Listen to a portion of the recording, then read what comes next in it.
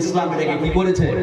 কথা বলুন, হারাম করেছে। কিন্তু মাছ পানির ভিতরে থাকে, এই জন্য তার অক্সিজেন ছাড়া বা টানা বিশুদ্ধ আপনার বিষাক্তর ব্যাপারটা মাছের বিষয়ে কথা বলুন নাই। এই জন্য মাছকে হালাল করে দিয়েছে কে? কথা বলুন, হালাল করেছে কে? আল্লাহ।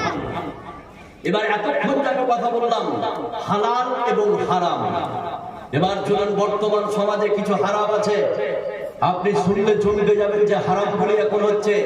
চার প্রকার হারামের কথা বলবো আমি। কয় প্রকার? চার প্রকার হারামের কথা বলবো। নাম্বার এক প্রকার হারাম হচ্ছে আপনার ঘুষ। কি বললাম? ঘুষ। কত মারাত্মক ঘুষ! আপনার কোরআন থেকে বলবো, আপনি শুনলে অবাক হয়ে যাবেন। নাম্বার দুই নম্বর হারাম যেটা চলছে সমাজে, সেটা হচ্ছে যৌতুক ডিমেন্ড কোন প্রথা। আছে না নাই? কথা বলুন, আছে।